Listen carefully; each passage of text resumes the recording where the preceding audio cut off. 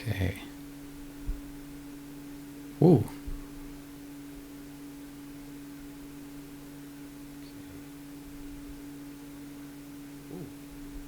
The audio is very loud.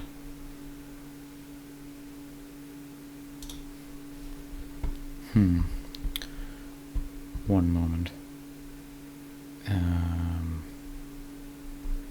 Yeah, that's too loud. That's picking up the fly in the basement. So let's turn that gain right down, because I can imagine clicking is going to be just brutal. Okay, now let's unmute. Just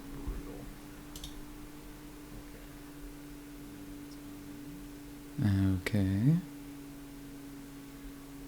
Okay, of course, this is something I should have done before streaming, but how else was I supposed to know? It's still, there's still too much like white noise, which wouldn't be so bad if I had like any amount of background audio, but there's going to be a lot of downtime.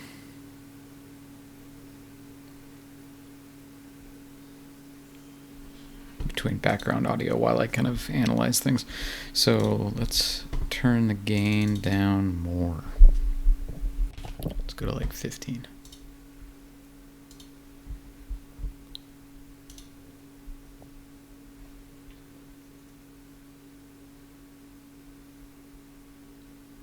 Okay, I think we're basically there now.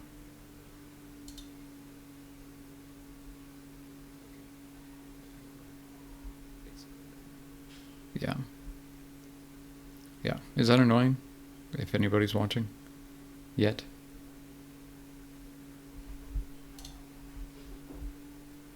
Hello, Toaster. I'm glad you could make it on presumably your lunch break. But yeah, if the audio is annoying, just let me know. I still feel like I'm like really peaking the mic, or I'm very close to peaking the microphone like all the time. Oh, just the audio. Just if my audio is too like too gainy. You sound fine to me. Okay. But you can hear my computer fan pretty clearly, right? Let's go to 13 and see if that's okay. Now I'm listening.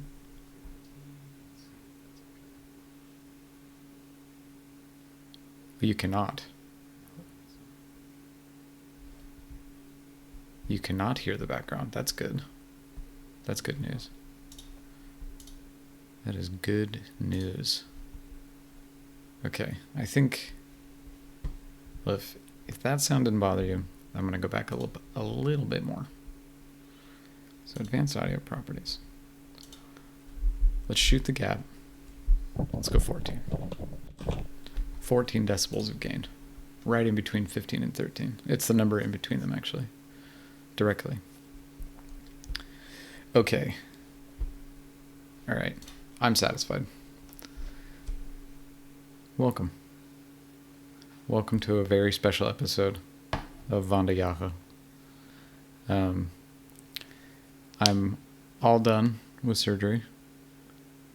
The holes have since fused, so I'm no longer I'm no longer in like constant pain. I'm still in pain, but it's not constant. It's much more manageable. I hope everyone's doing well. I don't know why there's all these Discord things going off. Maybe people are chatting. Maybe I should mute Discord. I think I will. All right, so I'm going to mute Discord. What was I going to say? I still hear Discord. What? Why? Oh, I guess I have Discord open twice. I have no idea how.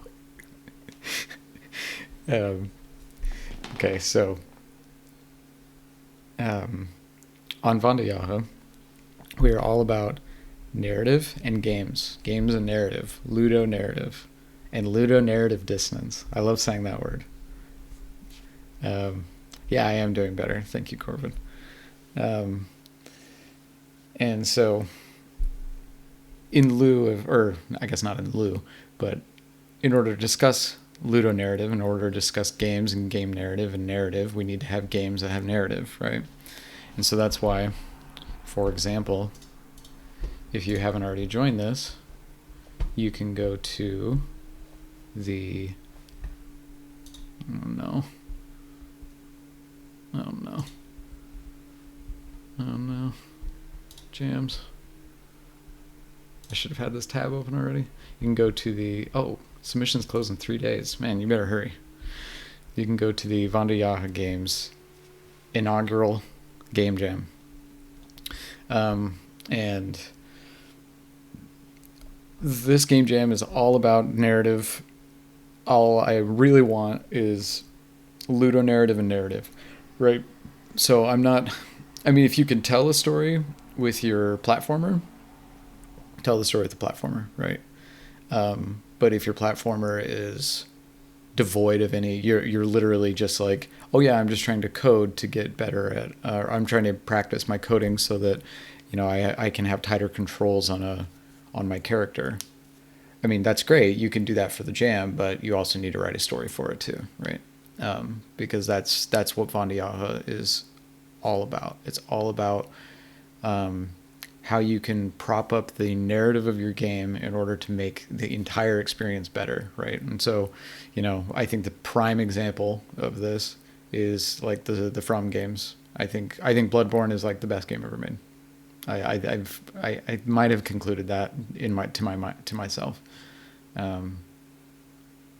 either yesterday or today. I think it's the best game ever because its narrative is a game narrative. It is like, it's what I've been trying to wrap my head around for so long, and we'll talk about that a little bit more as the channel goes on and as things go on. But I'm already getting off topic, so 1 second. Ludonarrative dissonance is 2 words, you hack. Yeah, that's true. Ludonarrative dissonance is 2 words. Yeah.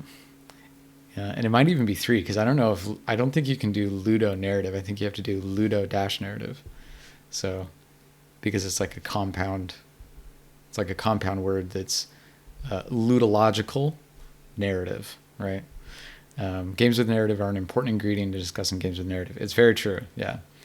And while I tend to think that basically all games have some form of narrative, I've made this argument many times. I made it on the last stream talking about Guilty Gear, and chess and Nim, which, sorry, Two Links, I never really came up with an answer for that, but that game is tough.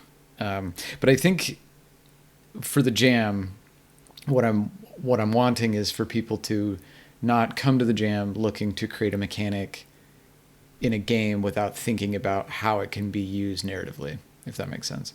So like that's the crux of submitting to these game jams, because there's going to be one every month for the foreseeable future. So how they'll always work is we put up the game jam a couple weeks in advance. Game Jam 2 should be going up pretty soon, actually. And you come in, you join the Discord so that you can get all the updates. There's links everywhere. And then you talk to the people, you develop the game over the course of a week or 2 weeks, or maybe we'll do a 48-hour one, I don't know. And then you submit your game, and then it comes to me, and then we play them on the stream, and I comment on their narratives, right? And in between that, this is for, people who might find it on YouTube or newcomers who are coming today. If your game makes it into the top 10, which like we have 19 joined, presumably just based on statistical like history, there's going to be roughly 7 entries. That's my guess, is we'll end up with about 7 entries. And so we'll play them all. But if we ever get more than 15, then okay, now it's time to actually start filtering and I won't be able to play every single game, right? Just because it takes too much time. all things, there's a many different factors that go in with this. Like maybe there's a 5-minute game, right? And then it's like, okay, then I don't care. I will play the 5-minute game, right?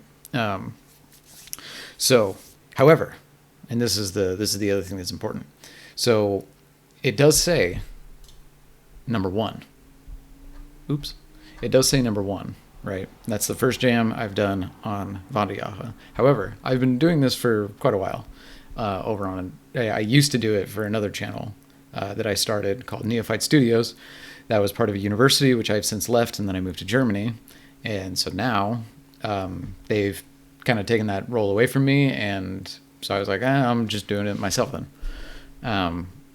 And so, unfortunately, that role was taken away from me as, like, basically right before we played these 4 games. And so these 4 content creators, these 4 game writers never got a chance to have their games critiqued. And so I thought, hey, why not show the new people who have never submitted to one of these game jams before how I do the critique? And I also get to finally give those people feedback, because I'm pretty sure, except for maybe Pepe might be, I can't remember. But Squish Buff Dave, Toaster Strudel, and Tulanks, this is the game that I worked on. So we'll play it, but it'll be at the end. Or actually, I'll leave that up to you guys. Do you want me to play the game I wrote at the beginning or the end? Because we're going to talk about some different stuff with that. So, like, I'm not going to really analyze it, because I don't think there's. I mean, I guess I could do like a post-mortem, but I don't know if that could be like its own stream. Let's see. Games with narrative, or yeah, that makes sense. We still haven't gotten them critiqued, by the way. Yeah, I know. Well, I mean, I don't think it's going to happen. I think once Neophyte, I mean, not to talk shit on Neophyte, because like it's a school thing, everybody's gone. I guess semester is back and going again, but I was the only one doing the jam.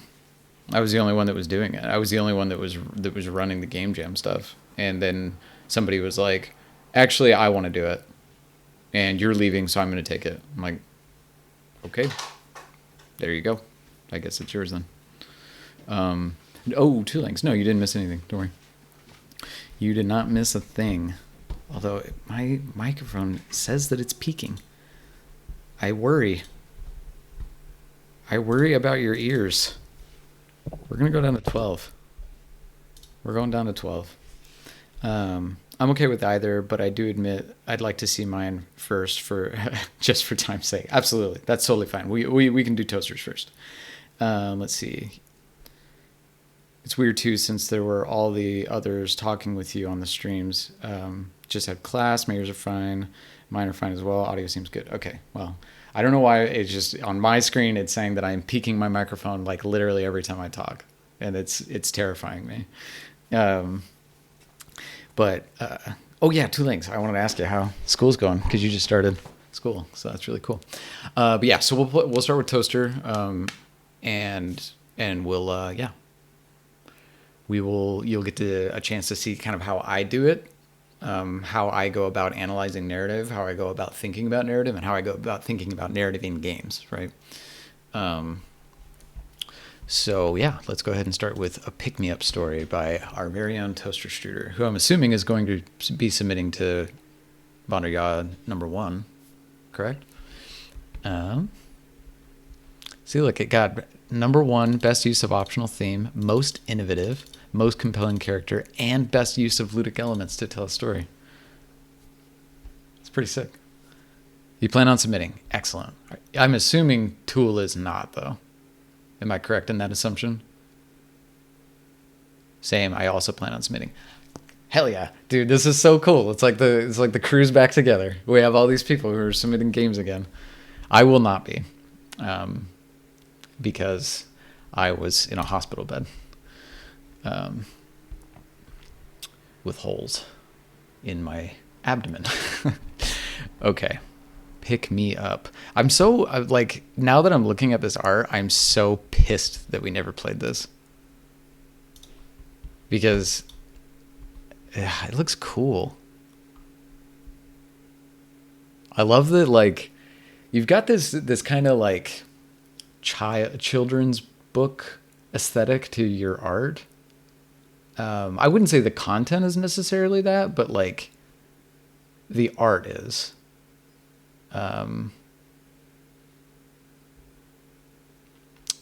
But it's doubtful I can finish it. If nothing, I might be a bit late. That's fine. I mean, you can submit it a few days late. It's fine.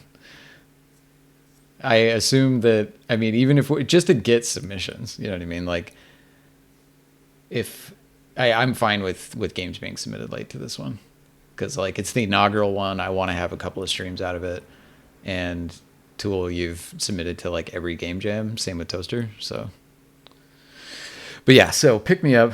I really liked the way that your art style has developed, because these started with like literally nothing, right? Like there was no art whatsoever. It was just literally just text. And then as it's gone on and on and on, they've gotten more and more, you know, you've developed this kind of aesthetic that I think is really cool, and something that you should totally lean into on your itch page. Like if you could design your itch page to kind of reflect this and then keep pumping these out, you want that thematic, because when you're selling a story, you're selling yourself, right? And when you're selling yourself, you're selling a story. I'm admittedly not the strongest at drawing, so I like to experiment more with brushes and use how I play. Yeah, I mean, Bob Dylan wasn't a very good singer, right? So like Bob Dylan knew he wasn't a good singer, and so decided to make his music work with his bad singing, right? You don't need to be good at something in order for it to be effective. Does that make sense? It's kind of hard to, it's kind of a weird way to think about it, but like, you don't need to be technically proficient at something in order for it to be artistically effective. So in that sense, I think it's really cool. So the burning sun up ahead is slowly crawling below the edge of the view. The dense thicket of light wades away. With the added clarity of the scene comes a clearer view of the tainted soil. Countless abandoned belongings of peoples who have long since left the passage are strewn about the grass. So we've got like a Wall-E story going. That's kind of the vibe I'm getting right now. Oh yeah, creative is like that's the cornerstone, right? Like anybody can make a technically proficient story, and everybody should try to make a technically proficient story. But creativity is probably going to win. Like I would rather read a 100 out of 100 creative story over a perfect. Is that true? No, I'm not going to finish that sentence. That's not true. I think I would rather read a technically proficient story, but that's my subjective taste on it. So the protocol is begun anew. The protocol is begun anew is a cool line. Okay. The item bears the shape of a rectangular prism. The surface of it is perfectly smooth. It has an opening in its surface that seems to be there by design. This item appears to be type what you have identified.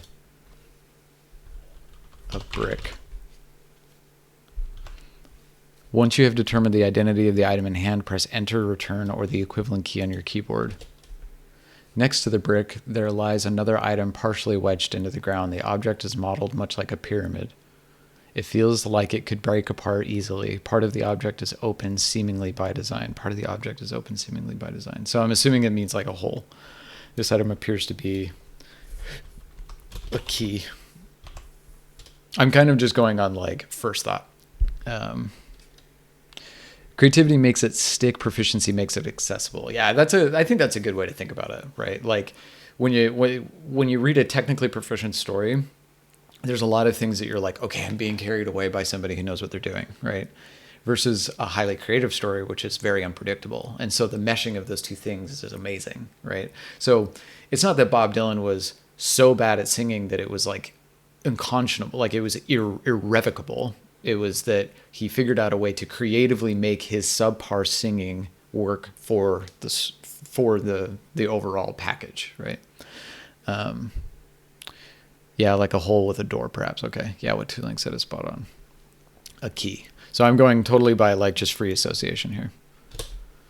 The next piece of litter rests on the other side of the sidewalk. This other item is shaped like a sphere. This object must be handled with great care lest it fall to dust. The body of the item has a deliberately designed opening. This item appears to be, I wanted to say plate, but Free association didn't work for me on that one. Let's see. The next piece of litter rests on the other side of the sidewalk. This other item is shaped like a sphere. This object must be handled with great care lest it fall to dust. So the objects are getting like more and more delicate as time goes on, or per object.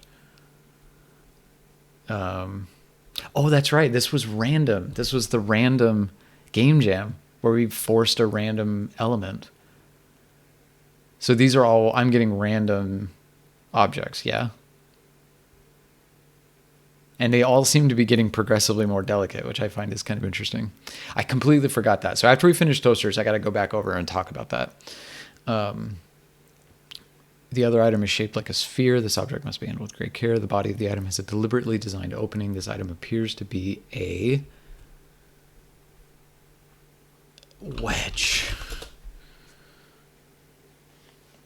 And you have to decide what they actually are. Let's see. After the wedge is identified and retrieved, another piece of litter is detected closer to the asphalt of the walkway. This one is rounded like a sphere. Just from a single touch, the item feels as if it was not meant to be handled casually. Great care must be taken not to damage it. A ragged, irregular hole occupies one of the item's sides. This appears to be a puzzle piece. After picking up the puzzle piece, another piece of litter is detected on the sidewalk resting just up ahead. This object has the form of a pyramid. The surface of the item is rough and coarse like the asphalt of the sidewalk. The item is without any openings. This item appears to be it's without any openings. I'm not entirely sure what I'm doing, but I'm enjoying it. It resembles a pyramid. It does not have any openings. It is a figurine. The final piece is detected resting atop the grass right next to the sidewalk. It is modeled like a cube. The surface is noticeably smooth, having been affected very little by the surroundings. One area of the object bears damage, with a broken open area adorning one of its sides. Okay, the object is notably smooth, having been affected very little by the surroundings. One area of the object bears damage, with a broken open area adorning one of its sides. This object appears to be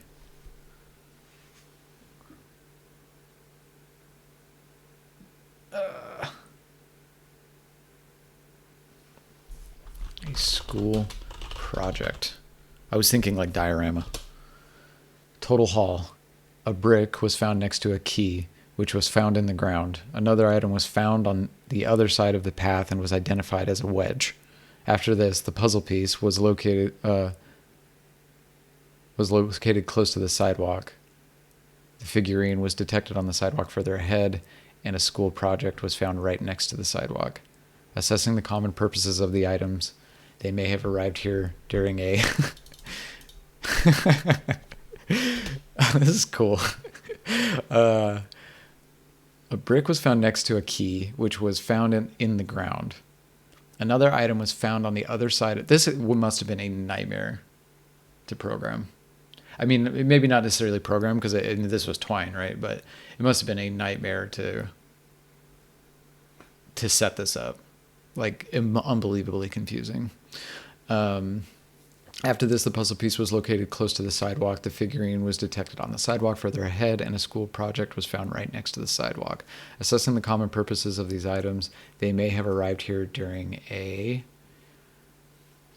field trip. The items were likely brought here by a anonymous entity / group. School class. It was a fair amount to keep track of, what with all the different variables. Yeah, it was time consuming, but still manageable. I didn't know you could do random in Twine. Yeah, so it's like, it's all in the depending on how you store the variables, right? Because Twine works on HTML. Am I correct in this? The items were likely brought here by a school class. In the end, it matters little. The field trip is long since over. The school class has long since left. What matters is that the space be cleaned up for its next occupants. Okay, this is cool.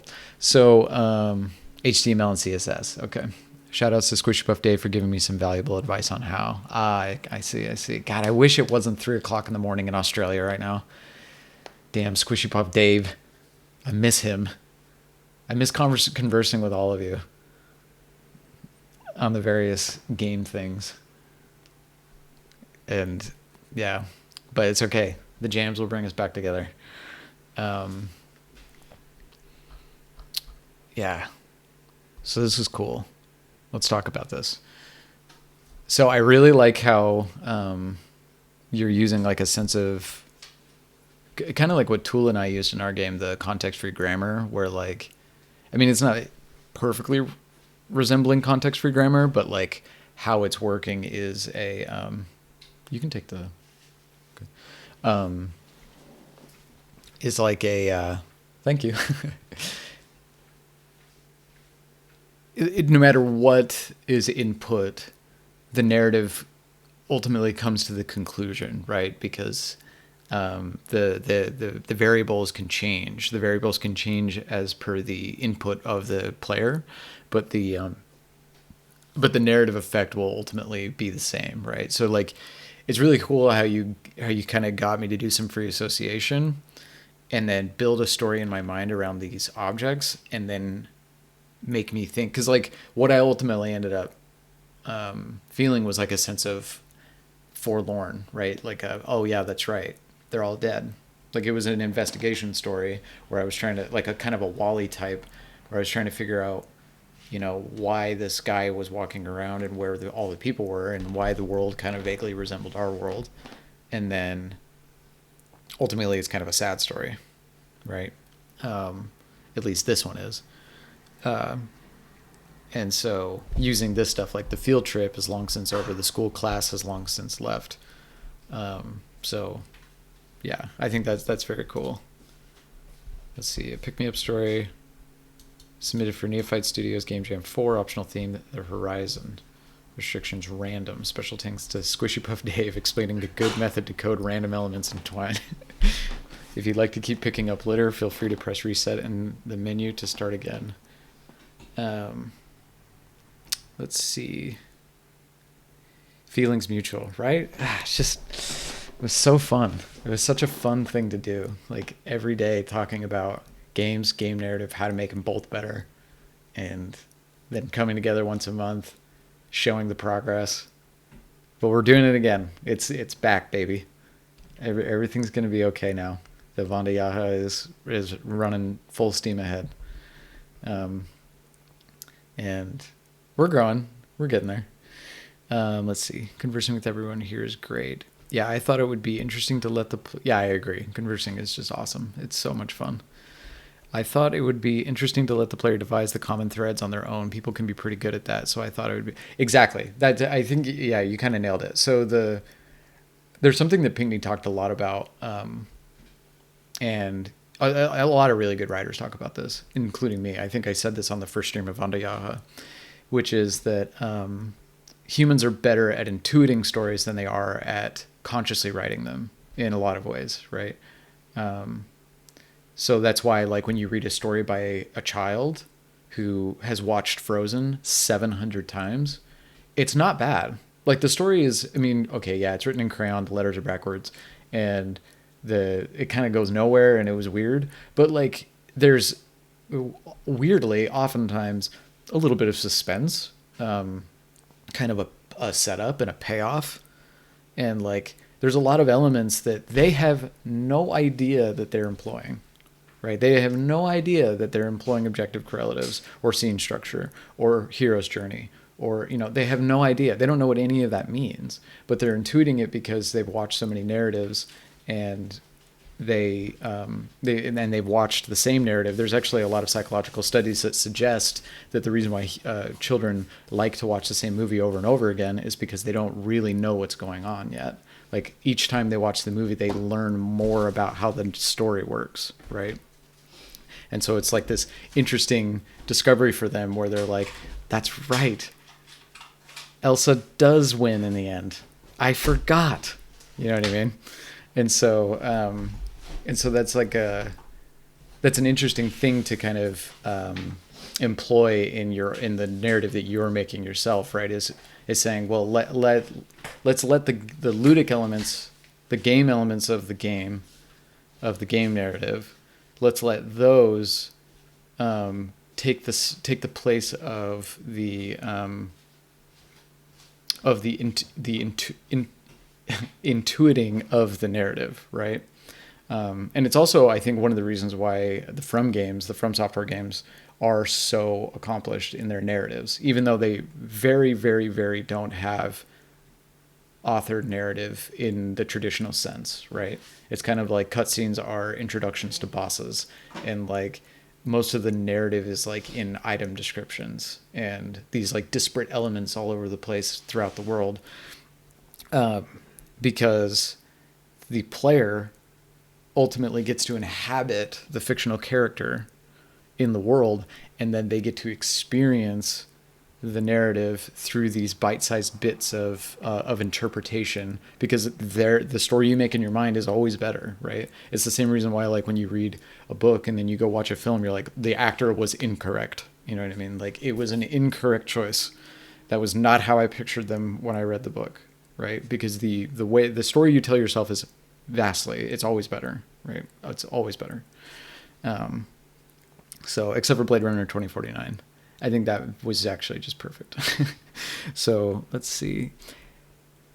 You write what you know, and what the children know is the narrative structures that they consume really, really often. Yeah, and well, and a lot of the time, the children's narratives are like pinpoint perfection on structure.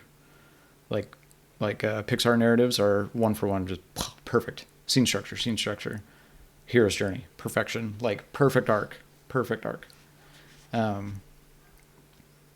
So, you know, they're learning from like very accomplished classical storytellers, and then they want to write a story and they have no idea what they're doing, and so they just intuit it from what they watched or read or whatever.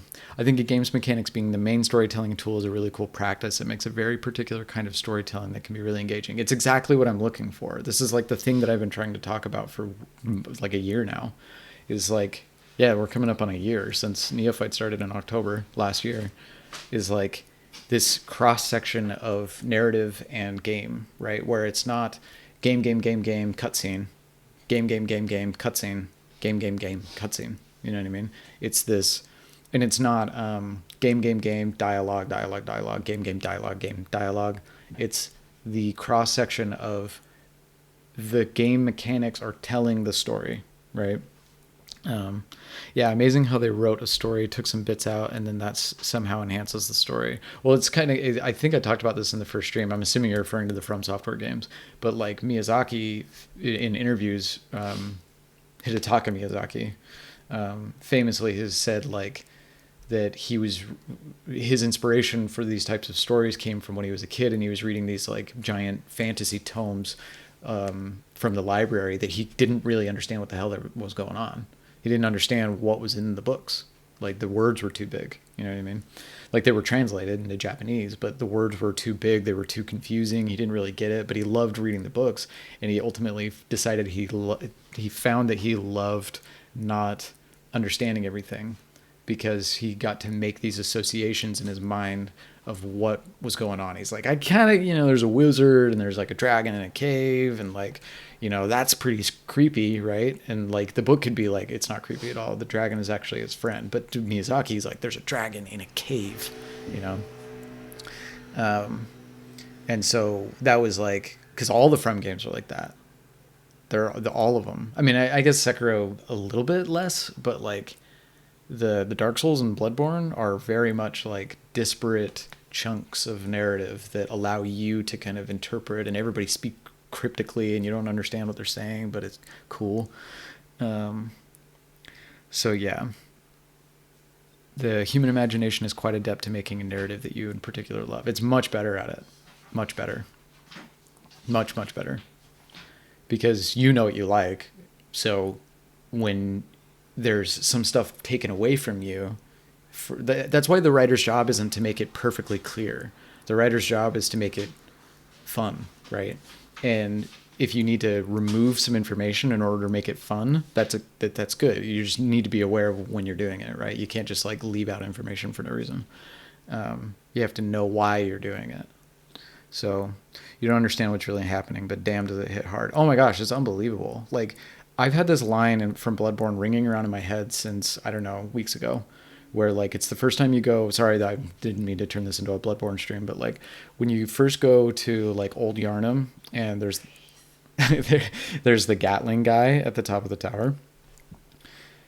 There's a line where he's like, I can't remember everything that he says leading up to it, but like as you first are walking across the bridge, you're and you fight the first couple of monsters. He's like, "Oh, you're one of those hunters, very skilled, very talented. You're gonna really do something, blah blah blah blah blah." And then he says, "But that is why I must stop you." And then a Gatling gun. It's like I think about it every day. The line comes into my mind actually every day. Because I don't know, there's so many things I don't understand about it, but it's just awesome. Like, it's just a cool line. It's really cool. It's really threatening.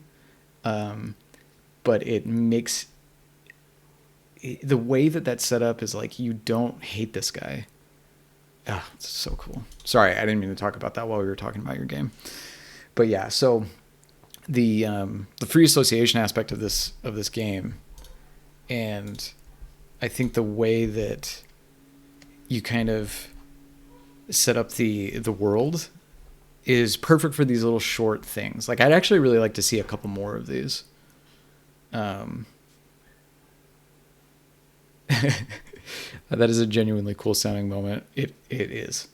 It's like worth playing the game to experience it, at least, or watch it on YouTube or something. Like, there's so many of these moments in that game where like I don't know what I'm doing. I don't even know what I'm looking at half the time. The monsters are confusing, but it's just cool. Like, it's just cool. I don't know what else to say about it. It's just cool. So, and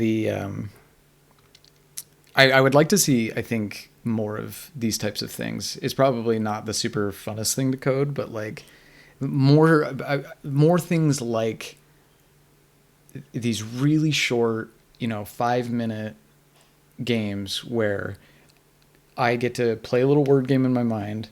Because really what this is like an ad-libs, right? I just didn't know I was playing an ad-libs until the end of the game, right? Until I got to the end, and then and then it showed me what the ad-libs was. And so I think that's a really interesting way or an innovative way to go on that, because ad-libs are really fun in general. And I don't mean this to be like derogatory. I think ad-libs are a fun thing. They're like a fun word game that you can tell. I mean, I used to make myself cry with laughter playing with ad-libs. But this ad-libs is cool in that you don't know what exactly is going on, and then but there's a sense of inevitability, because like this is setting up to be pretty forlorn, I would say, right? Like, I'm assuming that this doesn't have a happy end, even though it's called a pick-me-up story. But like, when I came into this, I was assuming that humans weren't suddenly going to be alive again. This was admittedly kind of a pain in the neck to make, but it was also a lot of fun from the conceptual side. Oh no, I understand. That's the main thing I was thinking okay, good. I'm glad. Because like, yeah, that's ultimately what it reminds me of, is like but the random aspect is cool too. And I guess I'm going to move on to the next game, I think. But I'm curious as to, like, you mentioned in the chat earlier that that I was getting a lot of the like whole ones, and so I was wondering what kind of what your idea or thought was behind the whole versus not whole versus the, like, how did the random work in your mind? And while you're typing that out, I'm going to talk about what this actually was, so that people know what we're talking about. So this came from the Neophyte Studios jam number 4, which it was the last jam I ran before I left Neophyte, and I never got a chance to play the game, so I'm playing them now. But the restriction for this jam was random, So the game had to contain some form of randomized element, right? I wanted it to be pretty vague overall, and once again, up to the player's imaginations. Are humans just dead and gone? Is everyone just staying at home around this time? Yeah, but did you have a particular thought in mind of like an object that had a hole versus not a hole? Deciding how I conceptualize. Oh, okay, here we go. Sorry. Deciding how I conceptualize the random elements really came down to making a game where you could get a number of interesting objects to analyze with different factors influencing your decisions. Okay, so it's more of the it's almost like a Rorschach type thing, right? Like, what do you see? You know, it's a bear, a cherry. So in that sense, you're just kind of going for like a Rorschach free association type thing. Okay, so then let's play. Is that good? Did you have any questions, Toaster? For instance, I initially wanted to just have shapes, but I thought that would give the player too many possibilities. I ended up deciding on other factors to fill in the gaps. Yeah, I think that's a good idea. Like, and it would probably be relatively difficult to identify, like, what are the interesting, key details about particular objects, or that like are vague enough that people can associate. Because like I liked the idea of like the brittleness, like the brittle versus strong, the smooth versus rough, the broken versus non, the whole versus not, you know. So like they have like meanings to them in a sense. Like, you know, if it's rough, it means that it was used for something, or if it's broken, then that means something happened to it, or, you know. So like there's these words that get you to think toward a particular idea. And ultimately, I thought it was successful. Like the little paragraph at the end of the game, I thought worked, right? Like, obviously the randomized grammar kind of screwed up with the punctuation and stuff, but it was readable. So yeah, for instance, just a cube could mean anything. If you have a cube with a rough surface that's been dirtied up in the environment, however, then you have a more yeah, absolutely right. I mean, ultimately, what you're describing right now is an objective correlative, which. My wife just said I talk really fast. It's because I have to get through a lot of games, so I got to talk really quick. So an objective correlative is the way in which you describe something influences the audience's interpretation of it, right? So if you describe a character wielding a sword that is broken and rusted and rough, being wielded by a man in perfectly clean, gleaming armor, that tells a big story about this guy, right? Why does he have this broken ass, rusty, shitty sword when he's wearing that cool armor? It's all in the way that you describe particular objects, and it has to be objects, right? It can't be thoughts. You can't say you had a rough, nasty, stinky thought. That doesn't really convey the same meaning. Was that actually coded in the whole no hole stuff? Something cool I learned while watching Risk of Rain devs talk about their procedural generation is that sometimes you want to leave in some ridiculous cases, loot boxes that spits items off the map to create memorable moments. Yeah, I've had moments like that playing Risk of Rain 2, and it's true, it does work. Yeah, I don't really know what an objective correlative means, actually. We'll talk about it. This was cool. I got to go to my next class, but have fun with the rest of your stream. Okay, cool. Two Lianks. So we'll probably I'll talk about our game at the end of this stream. So if you want to see kind of like I'd actually like to do like a post-mortem with you on a game sometime. I think that'd be really fun. But you know, sometime in the future. That was one of the simpler variables. Oh, I see. For the whole no hole. So an objective correlative is and I'm going to talk about this all the time on the stream, because I think that, in my opinion, they're like the three cornerstones of a good story are ones that have good structure, scenes, plural, and objective correlatives. And objective correlatives are objects in the world. They have to be physical objects that are in the world of the story that tell a part of the story, right? A lot of the time, objective correlatives can take the place of exposition, right? So, for example, let's go back to the knight in gleaming armor holding the rusted broken sword. So, I could say the knight walked in the room, his gleaming armor shimmering in the, whatever, gilded hall. His broken, rusty sword was a scourge on his visage, or whatever. It was broken because, as a child, his brother took it away from him and snapped it in half. But he didn't want to give it up because it was given to him by his late father. And so he kept it, even though it's rusty and broken, right? That's an expository and shitty way to tell that, versus an objective correlative, which is the knight walked in the room, his gleaming armor shimmering in the, gilded hall. The rusted sword was like that of a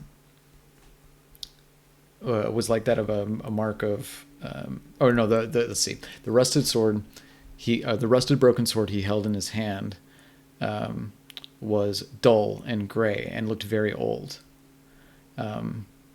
In the hilt was etched Jimmy, hit the name of his brother. In the pommel was etched the name of his father, Jimmy. So one is better than the other. And so there's a little bit of exposition in the way that I just described that, right? Like in one of in the hilt was Jimmy, his brother. In the pommel was Billy, his father, or Jimmy, or whatever, his father, right? And these are, yes, the show don't tell. Essentially, that's ultimately what it is. But it's consciously with objects specifically. That's what show don't tell is trying to tell you, but it doesn't tell it well enough, right? Show don't tell is just kind of a generalized, like, it doesn't explain why, right? It's like, it's kind of like saying, like, oh yeah, to play basketball you do this, and you're like, what? What does that mean? You're like, well, with the ball, you know what I mean? So, no, I don't know what that means. And so objective correlative is kind of the more elegant descriptor for how show don't tell works, is that it's because you don't need to show literally everything. It's actually kind of makes for a bad story when you're like, each blade of grass that he tread upon was green. You know what I mean? Like, it's not that's not an effective way to tell a story. A more effective way to tell a story is to pick key objects, key things that you need the person to understand, the reader to understand, and describe them in the ways that you need the reader to understand them. You know what I mean? So, like, if you need to describe the hall as being grand, don't say the hall was grand, describe it as grand.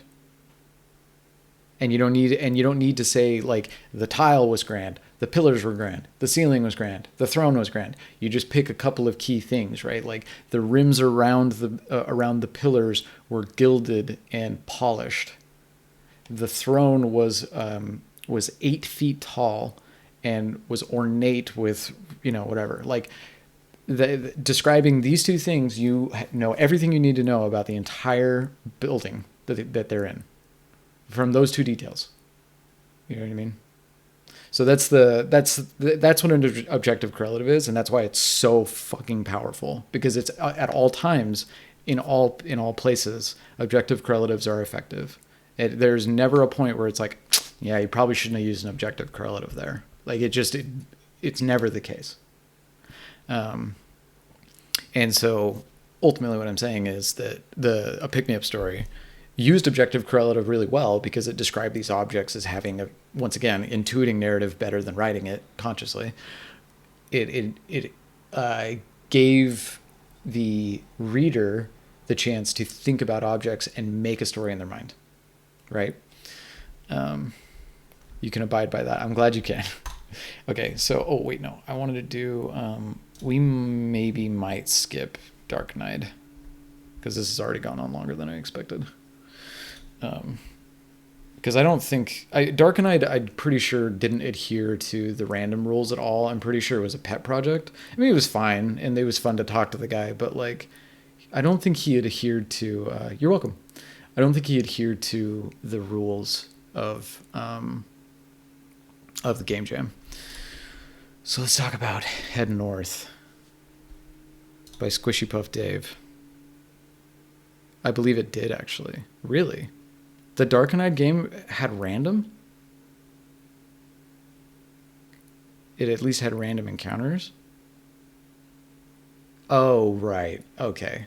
Yeah, that's right. Yeah, you're right. You're right. I forgot about that. Squishy Puff Dave, once again, which is the always excellent. I don't know how he does it. He just, excellent aesthetic. Always. Okay. Your feet are a mosaic of blisters. Wind chills you to the bone. Oh, wow. This is loud. Oh, boy. Oh, I guess I can leave it up on the stream, but I got to turn it down in my headphones. Volume mixer. Yeah. Set in the mood, though. Squishy just knows how to make a thing that he does. Squish Puff Dave is fascinating to me. He is a fascinating human being. I mean, everybody is fascinating in the Vandiyaha, but when Squish Puff Dave kind of just like floated in with his game about, you know, like the woodland creatures, and then he made Monster, and then he was just banging out all this shit and all this art, I was just like, who are you? Your feet are mosaic, blisters, wind chills you to the bone. The ceaseless black storm approaches from the south. I mean, it's just good prose. Head north. You spend your day journeying through overgrown cornfields until you come to a dilapidated farmhouse. Health 2, rations 2, investigate farmhouse. The farmhouse has been ransacked. You do, however, find a bag of potatoes under a few boxes. Luckily. Continue. You are at a dilapidated farmhouse. Sleep. There are a couple damp mattresses in the farmhouse. You shelter here for the night. The distant cry of rooster ushers in the next morning. Okay, one of the things I wanted to talk about with this, and I remember this immediately when I started playing it, is that I really loved, one of my favorite things about Head North is how respectful it was of an audience's time. Like, it picks perfect details. Perfect, simple details, right? There are a couple of damn mattresses in the farmhouse. You shelter here for the night. The distant cry of a rooster ushers in the next morning. That's it. Next thing. I don't need to wade through like tons of shit and then click the next thing. If I'm playing a game and I'm experiencing narrative, I want to click a lot. Because clicking is game. It does, yeah. It tells you just enough to get the vibe. It's perfect. I remember messaging Squishy Puff Dave after this. After I played this game, and I was like, dude, the prose in that game is awesome. And he's like, really, the prose? I was like, yes, the prose. The prose is great. You're at a dilapidated farmhouse. It looks strangely beautiful in the morning mist. Perfect. Let's see. Rations are fine. Eat. Okay. Head north. You journey until nightfall. You're at the edge of a dark forest. Owls swoop for mice in the field below. Need it say more? Paced incredibly well and nails the tone. Yeah, exactly. Like, because this person is very clearly on a mission, right? They are heading north. That's it. That is all they're doing. Heading north. Why? We don't know. But they're heading north and they're sleeping in farmhouses, and it doesn't seem like things are very nice, right? It doesn't seem like things are going so well. And then, you know, and it's a little bit creepy. And it's all just physical. So here's the thing I think that is really good about this is that there's another common bit of advice that people will talk about a lot with fiction, like really strong fiction writers will talk about a lot. And that's games that, or no, not games. What am I saying? That the prose comes from the senses. That all of your prose should focus on sensory detail, because when you focus on sensory detail, you are ultimately doing objective correlatives, but also that every line just doesn't really feel wasted, right? Like you journey until nightfall. I can see that. I can feel that. I can hear that, right? You're at the edge of a dark forest. I can see it. I can smell it. I can hear it. Owls swoop for mice in the field below. I can see it, right? I can see what that looks like. There's no abstraction. It's not you journey until nightfall, thinking about your father and wondering if you'll ever be able to see your dog Timmy again. And like this isn't that's unnecessary stuff. You don't need to have that stuff. In fact, you shouldn't have it. You should have that buried into objective correlatives, right? You should have that buried into like a moment when you're sitting at a campfire after journeying until nightfall, and you pull out something from your bag, and then it's a locket, right? Boom. Does all the work. That's a great point, actually. I'd never considered the detail about the senses. Yeah, it's incredibly important. It's a really important thing when it comes to fiction writing, because it does all of the work. And so long as you're only focusing on sensory detail, is it like when you're writing something? I mean, there are circumstances where you need exposition, right? Like there are times, there's always exceptions to this.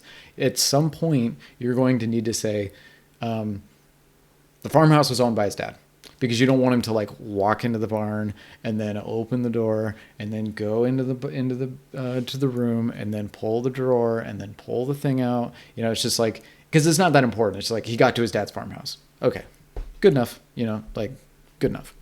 And so like this is a sensory detail expositional sentence. You journey until nightfall. Sensory detail, sleep. You take shelter under a fallen tree. The night passes without incident. Continue. You're at the edge of a dark forest. Sunlight kisses the tips of the trees. This is a great thing right here. This is a strong-ass verb. Strong-ass verbs are really important. When you need to objective correlativize something, you give it a strong verb. The sunlight kissing the top of a tree it conjures exactly what you think it conjures, right? It's the... you know what it looks like, right? Like I'm sure you know what it looks like. The tree, like the light just peeking over so that it's almost glinting above the tree. That's the sunlight kissing the tops of the trees, right? Personification is a rad writing tool. However, so personification is interesting because personification is almost a subset of objective correlative, right? Like, because you're describing an object as though it has narrative weight to it, right? So in a sense, it really is an objective correlative. Personification is objective correlative in basically no uncertain terms. Okay, so eat 3. Head north. Suddenly you hear the frenzied bark of a rabid dog. You spin around to see the creature lunging right at you. It bites down on your leg hard. Pain shoots down your leg as your fingers find their way around the dog's throat. It struggles and whimpers until life drains from its eyes. I kind of wish we'd been able to do something here, but it probably would have been not very fun. So health 2. You spend the day journeying through hissing wilderness along a blackened creek. As the sun sets, a chorus of insects emerge to sing farewell. A trail leads through the trees to the east. I think I remember what happens here. Let's see. Follow trail. The trail seems to be well trodden, flies buzzing furiously. Suddenly a terrible smell hits you. The hairs stand up on the back of your neck. Something is wrong. No, continue. The trail leads to a cabin which overlooks a garden of decomposing heads on spikes. A naked man sits on a folding chair out front, holding a revolver. He appears to be absent-mindedly chewing on the fingers of an amputated human arm. Whoa. Attack. You quietly crouch down and pick up a rock from beside the path. Taking a deep breath, you hurl the rock at the naked man, hitting him in the side of the head. The revolver goes off in his hand, and he falls to the ground unconscious. You run to the man and grab the revolver. Bullets 3. A cabin overlooks a garden of decomposing heads on spikes. A naked man lies unconscious on the porch. Safety pop. It would have been really cool if it actually made a sound effect there, but also maybe not. I kind of feel like it shouldn't, but I also kind of feel like it should have. Just because there had been no sound up to this point, so it could have been a kind of a fun jump scare. I mean, not no sound. There's like that kind of ambient, but You fire a bullet into the unconscious man. A cabin over. Also, I really love the like safety pop. Like that was just a cool way of doing that. Um, you're having a great run. Good, good. A cabin overlooks a garden of decomposing heads on spikes. A naked man lies dead on the porch. Investigate the cabin. Investigate the cabin. The interior of the cabin is decorated with human bones. You find a packet of dried fruit. Leave cabin. A naked man. I like that it's just a naked man lies dead on the porch. It's cool. It's kind of it's almost scary how unfeeling you are. Yeah, because it's not like, you don't think anything else. It's just a naked man. Not the man you killed. It's a naked man lies dead on the porch. Return to the creek. Dark waters of the creek whisper terrible omens to the insects of the night. A trail leads to the trees to the east. Let's eat. Dark waters of the creek whisper terrible omens. Trail leads sleep. You lay down in the grass and let the sound of the stream lull you to sleep. It is comfortable enough here that you sleep well past sunrise the next morning. The sunlight shimmers on the rushing water a trail leads through. Follow the trail. Oh, no, I didn't mean to do that. Head north. As you migrate across a broken land, a figure appears on the horizon. It is an elderly man. He is slovenly and hungers for your supplies. The man's mind is unwell. He speaks in confused fragments. Dismiss. As you rebuff the man, his eyes reveal a profound powerlessness, an all-consuming, agonizing powerlessness. It was fucking brutal. Because, see, it's not that the man did it. It's that his eyes, like... it's hard to explain because, like, there's one thing that I don't like. It's, like, his arm picked up the gun, right? His arm didn't pick up the gun. But his eyes reveal is something that works, right? Like, that's... You're trying to survive. There's no time for sympathy. Yeah, it's harsh though.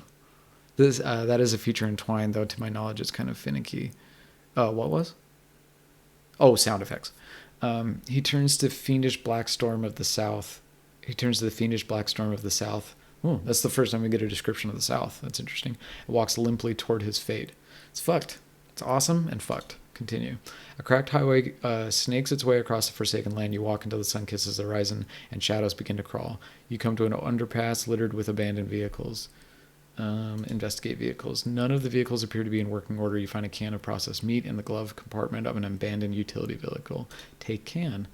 You're at an underpass. Eat. You're in an underpass. Sleep. You take shelter in an abandoned van. Night passes and you're awoken once again by the sunlight through the windshield. You're at an underpass littered with abandoned vehicles. Birds chirp at the nest high above you. Head north. Look into his eyes, and as he has come to realize his fate, yeah. You trek along a dusty road until night falls. You arrive at a deserted gas station. Eat. Sleep.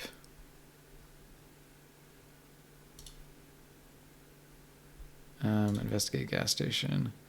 But the looters seem to have left a jar of pickles. You add them to your rations. You're at an abandoned gas station, head north. Suddenly you hear a frenzied dark bark of a rabid dog. You spin around to see the creature coming right at you. Shoot. Shot rings out and the dog falls to the ground instantly. Vultures circle overhead. It's perfect. It's probably not even true that vultures circle overhead, right? Like in the MFA, they'd be like, how do they already smell the dead dog? But it doesn't matter because this is like a dreamlike narrative, right? I mean, well, all narratives are dreamlike. In general. In fact, the better you are at lulling a reader into a dreamlike state, a trance, the much easier your job is. So just the vulture circling overhead kind of gives you that extra image, and we move on. Continue. You push forward through dry, razor-sharp grass. Strangers appear in the distance, all walking in lockstep toward the northern shoreline. The salty wind whips your hair across your face. You have arrived. Hundreds of fellow travelers pile into the Esperanza, an enormous ferry waving flags of all colors. You squeeze into a cabin amongst your new companions, and together you begin to forget about your past. The Esperanza heads north toward the sanctuary where the ocean meets the sky. Boom. It's a perfect short story. It's awesome. It's awesome. It could have been published. It's so good.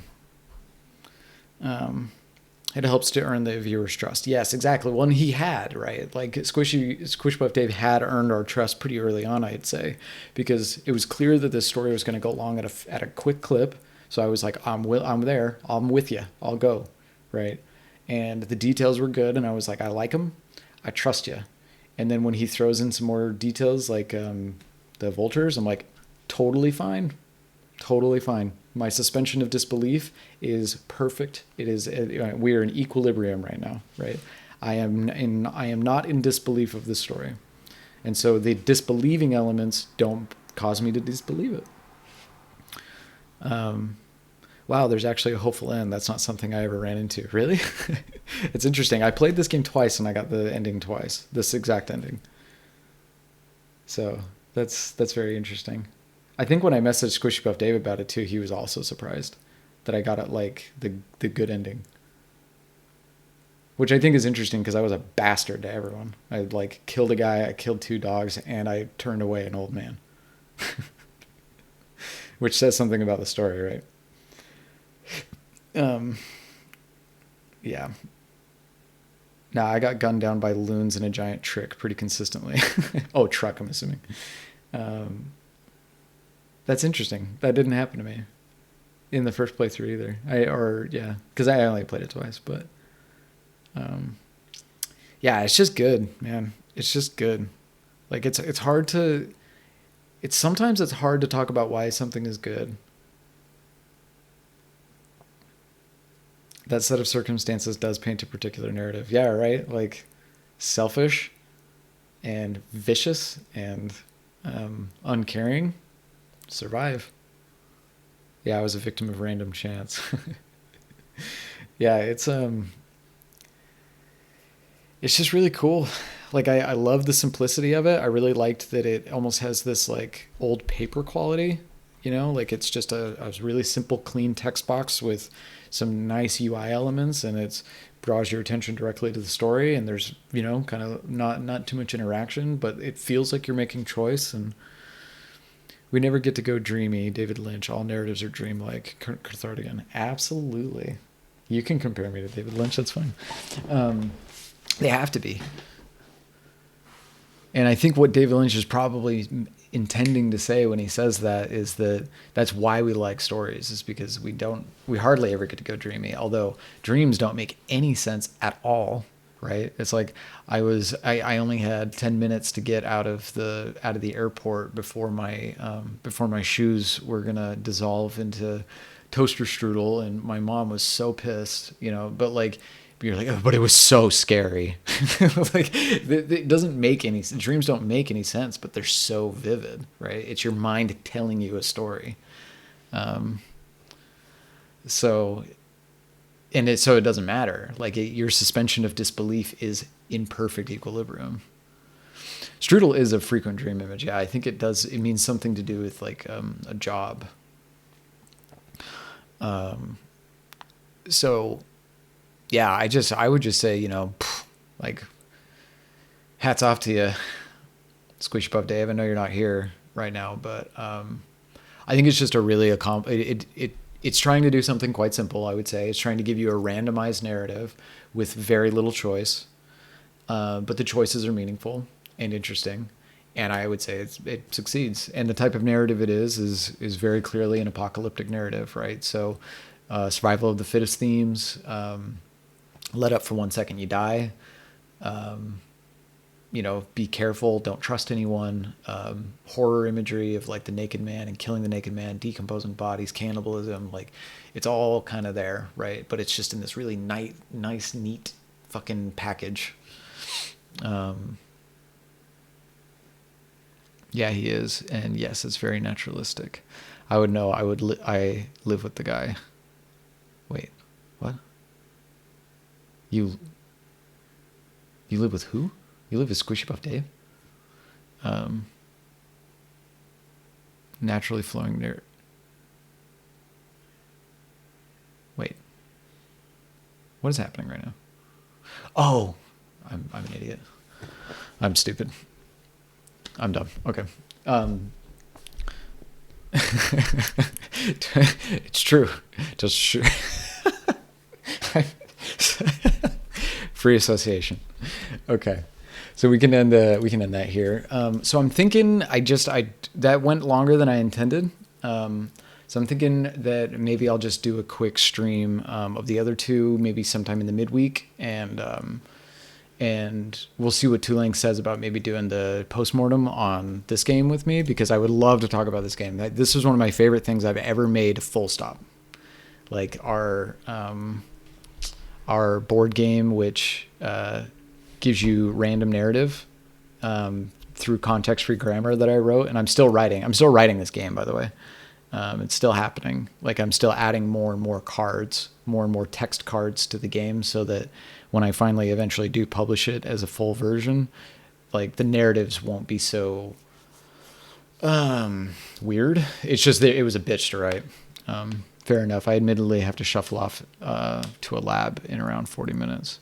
What games did I stream today? I streamed Toaster Struders, a pick-me-up story, and I streamed the Squishy Puff Dave's Head North. These are part of the narrative game jam number 4 at Neophyte before I left. This was the last jam I hosted, and then we didn't get to play these games because I left Neophyte.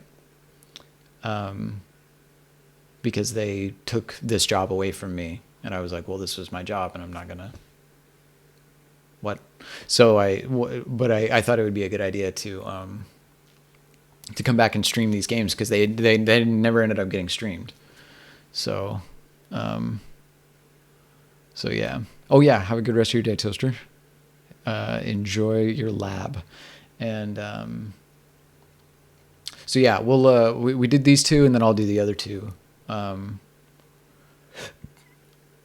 I don't know why they never got streamed. They just, whoever took over my, see you later. Whoever took over my job at Neophyte just never streamed them.